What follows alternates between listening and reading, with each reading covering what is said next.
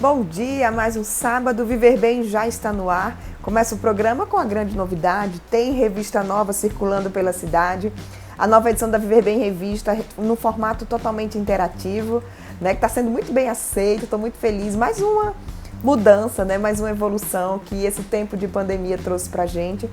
Se você ainda não leu a revista, pega seu celular agora, aponta a câmera aqui para esse QR Code, que a edição da revista vai abrir aí mesmo no seu celular, no seu computador, e você pode ler todas as reportagens, pode interagir com conteúdo extra, tem muitos links lá, você lê a matéria, clica lá no botãozinho, vai abrir um vídeo, vai abrir um conteúdo extra para você. Espero de coração que você goste de mais essa edição da revista, porque foi preparada com muito carinho, com muito cuidado para você que nos acompanha há tanto tempo. Programa de hoje, vamos falar sobre varizes, especificamente sobre o tratamento de varizes sem cirurgia, no entrevista com a cirurgiã vascular, a doutora Regina Florencio.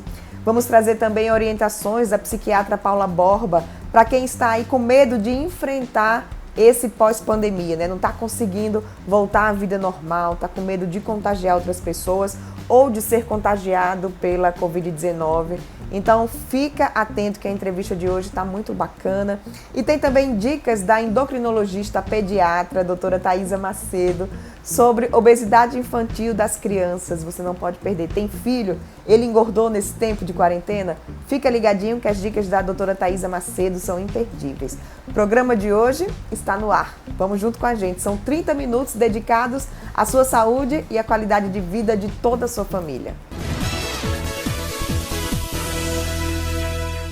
Atividades voltando ao normal, mas tem muita gente que está com medo ainda de retomar sua vida normal, com medo de ser contagiado pelo novo coronavírus ou de transmitir o vírus para outras pessoas, para pessoas das suas famílias.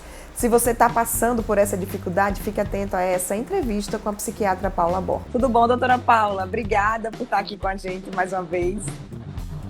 Bom dia, Juliana. Eu que agradeço, é um prazer sempre. Então, como lidar com esse medo, né? As pessoas realmente estão com medo, foram mais de 100 dias, todo mundo em casa, e agora ter que voltar para essa rotina, sabendo que a gente ainda vive o pico de contágio da doença. Como lidar com esse medo? O medo, né, na verdade, é um sentimento até protetivo, né? Vamos dizer assim, é necessário, né? As pessoas já vêm convivendo um pouco com isso desde o começo da pandemia, né? No sentido dos cuidados, né? Então, assim, esse medo pode levar a um sentido de uma prevenção maior, de uma cautela, de voltar mantendo a segurança, né? Não esquecer, porque poderia ser um risco também, à medida que as coisas estivessem muito livres, né? As pessoas começassem a esquecer um pouco de utilizar os meios de segurança, de utilizar a máscara, de qualquer forma manter o certo distanciamento, de evitar situações aglomeradas, né? De evitar, às vezes, se expor sem tanta necessidade, né? Então, assim, vai precisar, às vezes, voltar a utilizar o comércio, ao próprio trabalho, né? Ou se for as escolas e tudo, mas a gente ainda vai precisar desses cuidados. Então, esse medo, assim, é saudável. No entanto, o que a gente não é importante que a gente não consiga entrar é justamente no pânico, né? Vamos dizer assim, que aí o pânico, ele tira essa capacidade da gente pensar, né? Então, a gente fica só sofrendo com aquilo dali, fica muito impressionado, né? Assim, só aquele pensamento excessivo do contágio, vamos dizer assim, ou de que ou a pessoa possa se contrair ou alguém dos seus membros, mas a gente não toma uma atitude. Então, às vezes, a gente se paralisa com aquele pânico e a gente não consegue ser produtivo, né? Ou, às vezes, até mesmo ser um pouco mais racional.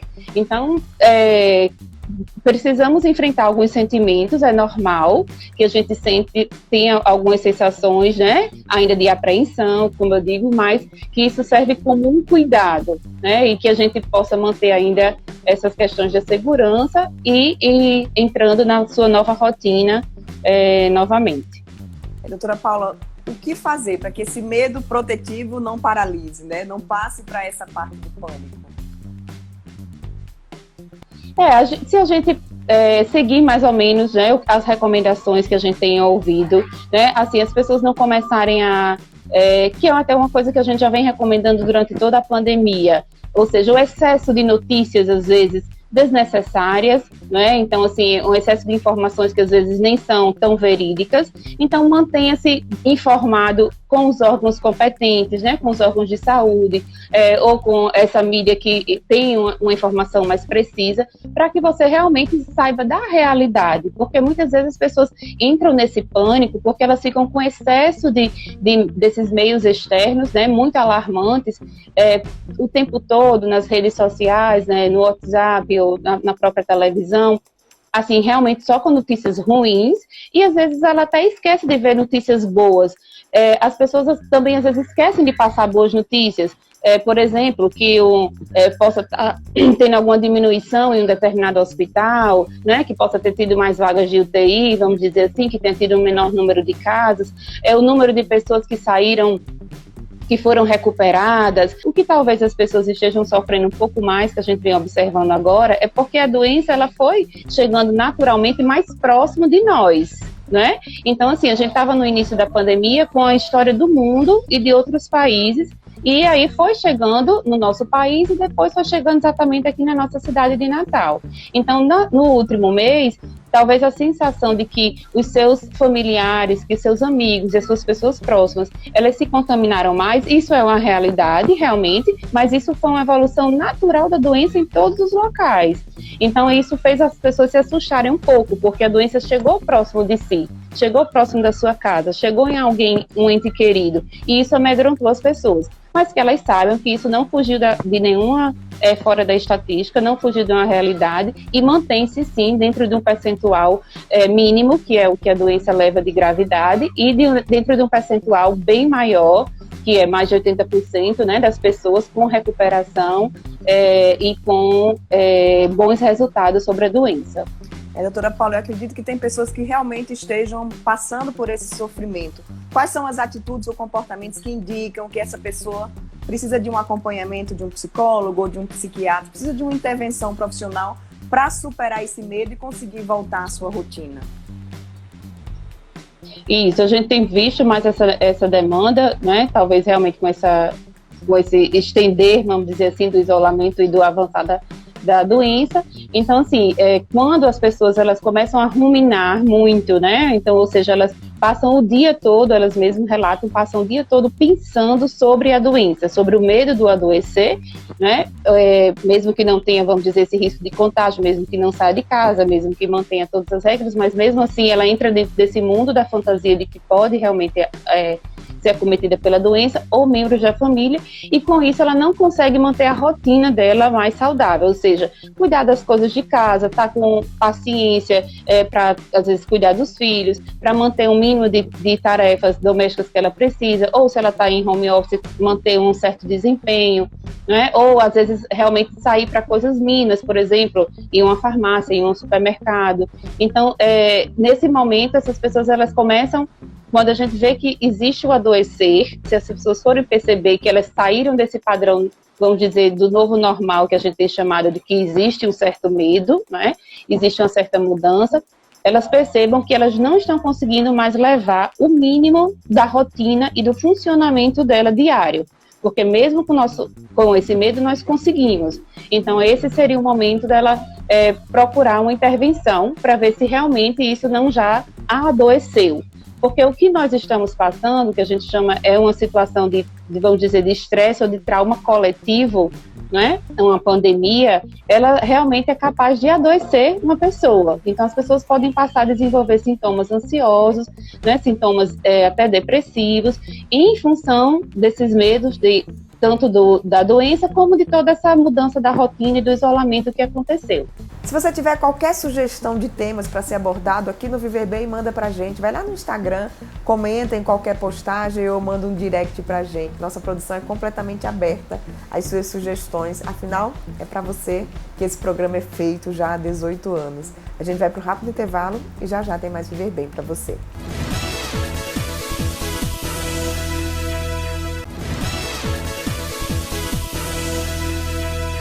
Já estamos de volta e agora para falar sobre obesidade infantil. As orientações são da endocrinologista pediatra doutora Thaisa Macedo. Se a gente for pensar agora, a gente está vivendo a quarentena e a gente tem uma mulher gestante. Então, essa mulher já pode pensar em evitar a obesidade do seu filho. Os hábitos alimentares que ela tem, os hábitos de atividade física, a gente sabe que um excesso de peso na gestação está relacionado à obesidade na vida adulta. Mesmo que a criança nasça com peso adequado, o fato da mãe ter excesso de peso já favorece o excesso de peso daquele indivíduo, mesmo muitos anos após. A gente passando mais um pouquinho dessa fase, né, da gestação até os 2 primeiros anos de vida, que a gente reconhece que são os 1000 dias de vida, os primeiros 1000 dias, é uma época muito importante, que é uma janela de oportunidade para uma saúde mais adequada. Então, nesse período de vida, a gente deve pensar na introdução alimentar adequada, a gente deve pensar na redução da exposição da criança às telas, a gente deve pensar em atividade física, brincadeira, deixar um ambiente mais lúdico para a criança já possa se desenvolver, já possa ter um ambiente que favoreça a prevenção da obesidade. A gente falando aí, né, da prevenção na gestação, a prevenção nos primeiros anos de vida. E se a gente for entrar agora, mas a gente está vivendo agora, a gente já está na quarentena, a gente já nasceu, né? Já estamos na quarentena e você tem uma criança pequena em casa. Então é muito importante tentar deixar o ambiente mais favorável. A gente diz que existe um ambiente que pode ser obesogênico, um ambiente que pode favorecer o excesso de peso. Então, hoje a gente pode tentar manter a rotina da criança pensando no sono, pensando na atividade física e na alimentação. Tentar manter a rotina. Então, como eu ia falando, tentar manter a rotina, primeiro o sono. Deixar a criança ir dormir no horário habitual. Não deixar a criança ir dormir meia-noite, 1h da manhã, ficar com joguinho eletrônico até tarde. Isso prejudica a saciedade, prejudica o controle do ciclo do sono e vigília, que também está muito relacionado ao controle de peso. Então, primeiro, tentar manter a rotina do sono. Segundo, é a exposição a alimentos. Então, a gente diz assim que os olhos não veem e o coração não sente.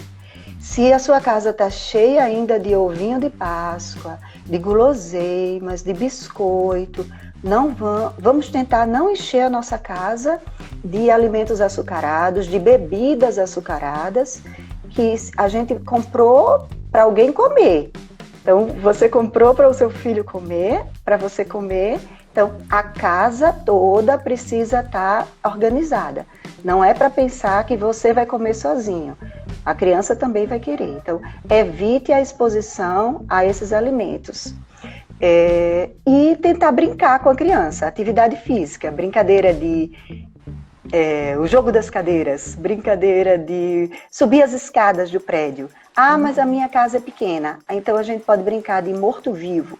E agora a gente vai para um rápido intervalo comercial. Não saia daí, já já tem mais Viver Bem para você.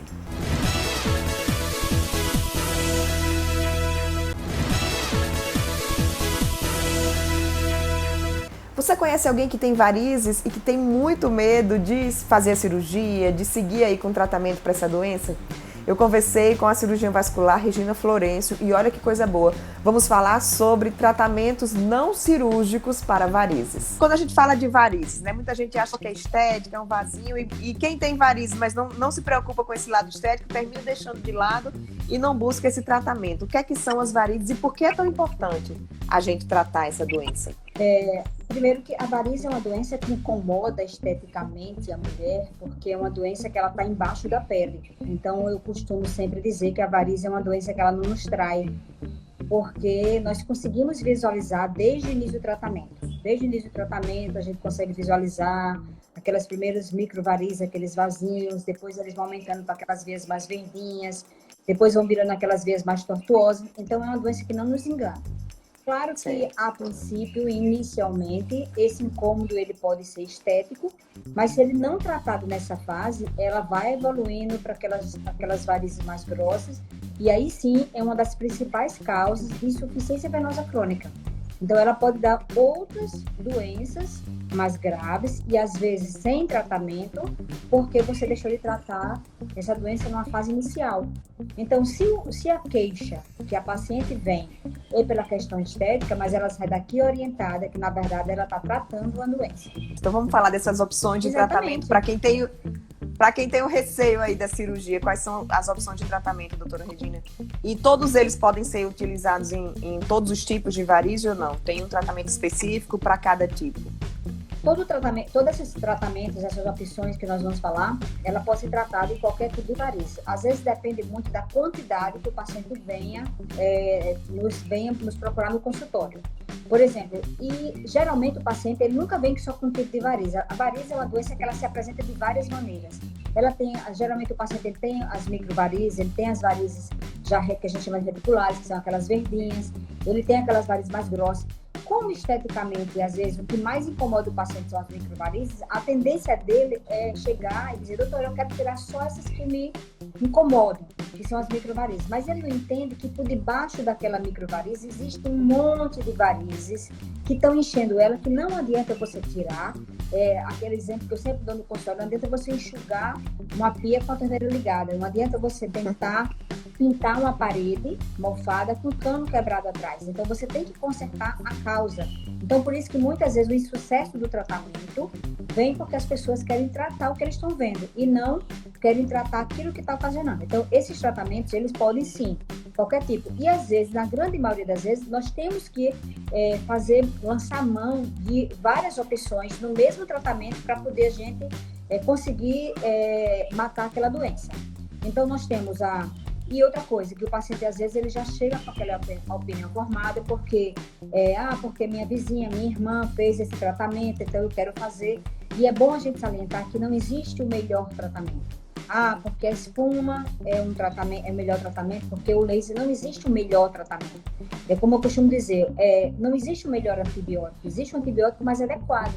Existe um antibiótico que é mais adequado para as vias respiratórias, outros que são mais adequados para as vias urinárias, outro para as bactérias da pele. Então, assim como os antibióticos, que não existe o melhor, existe o mais adequado, também o tratamento de varizes não existe o melhor tratamento. Existe qual é o seu caso e qual vai ser o melhor tratamento que a gente vai utilizar no seu caso. Quais são os tratamentos hoje, as opções, né, dos tratamentos não cirúrgicos para as varizes? Então, nós temos o tratamento, além daquelas escleroterapias químicas com líquido, que todo mundo já, de certa forma, já fez, que ainda é uma excelente opção, ela não está em desuso, nem está fora de moda, nem está com ibope baixo, porque esses outros tratamentos surgiram. Não, a gente utiliza bastante a escleroterapia química, que é com líquido, só que ela tem uma limitação. Ela é utilizada naquelas microvarizes, nas telangiectasias. Por quê? Porque como ela é líquida, então na hora que se eu colocar ela num vaso mais grosso, mais calibroso, ele não vai, na hora que eu injetar, esse líquido ele vai misturar com sangue, ele não vai chegar a inflamar a parede da veia doente, porque como é que funciona a escleroterapia química? Eu coloco um produto, um líquido, que ele é irritante para a veia, na hora que eu injeto, eu faço uma pressão de fora para dentro, na hora que eu injeto, eu inflamo a parede da veia e essa inflamação faz com que a parede da veia colade uma na outra. Então, eu faço uma esclerose naquela veia, então ela deixa de existir. O que acontece? Quando o vaso é mais calibroso, eu não consigo fazer isso. Por quê? Porque ele é líquido, então na hora que eu coloco esse líquido não chega a inflamar a parede da veia. E aí ela não tem resultado. Então, nessas veias mais calibrosas, que antes a gente só tinha a opção de levar para a cirurgia, o que acontece? Ou o paciente se adequava ao tratamento de escleroterapia química, ou o paciente, nessas vias mais calibrosas, iam para a cirurgia. Então, hoje a gente tem tratamento com espuma densa. O que é a espuma densa? É um líquido, é um polidocanol, que quando misturado com ar, a gente faz a mistura com ar na hora, ele transforma numa espuma densa, que parece uma espuma de barbear. Então, como ela é mais densa, na hora que eu injeto ela no vaso mais calibroso, então ele vai ter condições de preencher esse vaso, e ele preenchendo esse vaso, ele vai levar essa reação inflamatória. E essa espuma, ela tem de várias concentrações. Tem concentração 0,25, 0,5, 1, 2, 3. Dependendo do calibre do vaso, você pode utilizar em vários tipos de situações. Inclusive, em muitos casos, tem se evitado cirurgias é porque nós utilizamos a espuma, porque inclusive naquelas veias mais calibrosas, na insuficiência de safena, que antes nós tínhamos só a cirurgia de strip da safena, que era a retirada da safena, onde nós cortávamos em um ponto, no outro, colocava um fio de aço e puxava.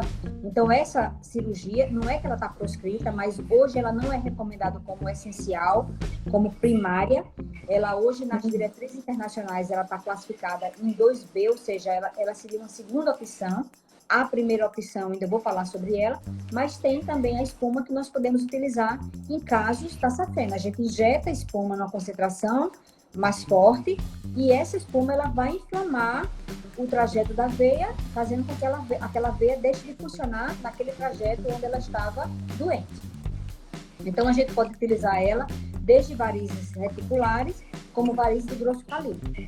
Depende da indicação. Muita gente acha que os tratamentos não cirúrgicos facilitam o retorno dessas varizes. Tem alguma relação isso ou não? Não, se você tratar toda a doença, de certa forma, não. A espuma, ela, em caso de varizes mais grossas, em safena, em vasos mais calibrosos, você tem uma recidiva mais alta do que a termoablação. Eu vou falar ainda sobre a termoablação.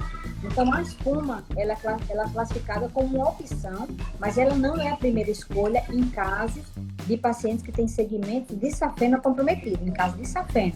O paciente, ao invés de fazer a safenectomia, a primeira escolha ainda são as técnicas termoablasivas, que são o quê?